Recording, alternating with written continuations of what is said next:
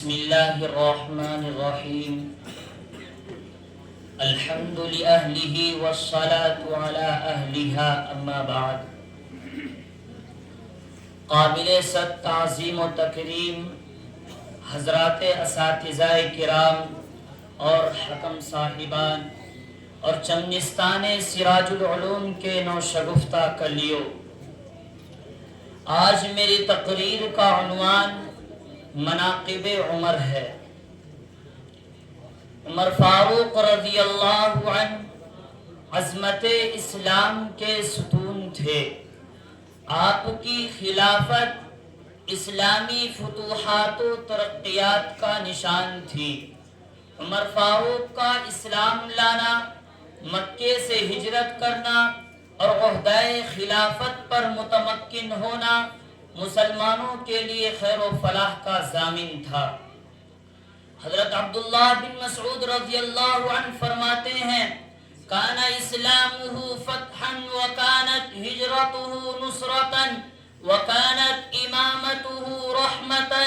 عمر فاروق کا اسلام لانا فتح تھا، ان کی ہجرت نصرت تھی، ان کی خلافت رحمت تھی۔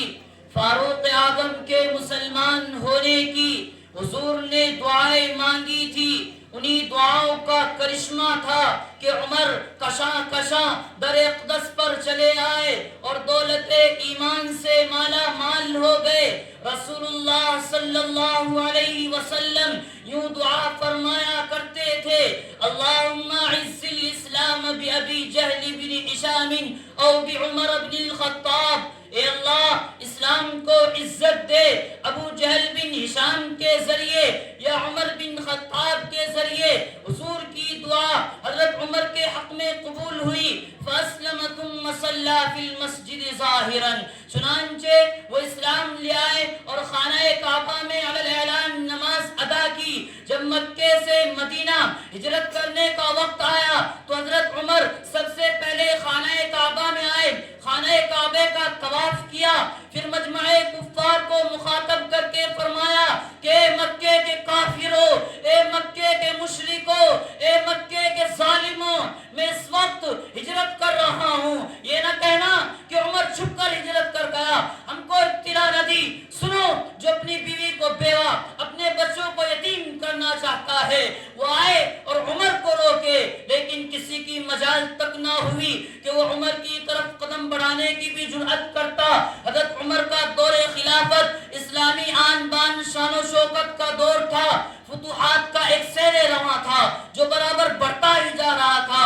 مخالفین اسلام خس و خاشاک کی طرف بہے جا رہے تھے، کسی کی مجال نہ تھی کوئی اسلامی حکومت سے ٹکر لے سکے۔ جس نے ٹکرانے کی کوشش کی اس کے پرچے اڑ گئے، اس کا وجود پارا پارا ہو کر فضا میں تحلیل ہو گیا۔ عزیز دوستو، حضرت عمر کے رعب و دبدبے کا عالم تھا کہ شیطان بھی حضرت عمر کے نام سے بھاگتا تھا۔ ایک مرتبہ قریش کی چند عورتیں جناب رسول اللہ کے پاس بیٹھی ہوئی تھی اور آپ سے زور زور سے باتیں کر رہی تھی۔ اتنے میں حضرت عمر نے اندر آنے کی اجازت مانگی۔ حضرت عمر کی آواز سن کر وہ عورتیں جلدی سے پردے میں چلی گئی، خاموش ہو گئی، سناٹا چھا گیا۔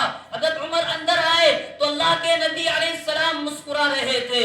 حضرت عمر نے کہا، اَزْعَقَ اللَّهُ سِنَّكَ یا رسول اللہ، اللہ آپ کو ہمیشہ مسکراتا رکھے، لیکن آپ اس وقت کیوں مسکرا رہے ہیں؟ اللہ کے نبی نے ارشاد فرمایا کہ مجھے ان عورتوں کی حرکت پر ہنسی آئی، میرے پاس بیٹھی ہوئی تھی، زور زور سے بول رہی تھی، جب تم آئے تو جلدی سے پردے میں چلی گئی، خاموش ہو گئی۔ حضرت عمر نے کہا کہ اپنی نفس کی دشمنوں، تم مجھ سے ڈرتی ہو، رسول اللہ سے نہیں ڈرتی۔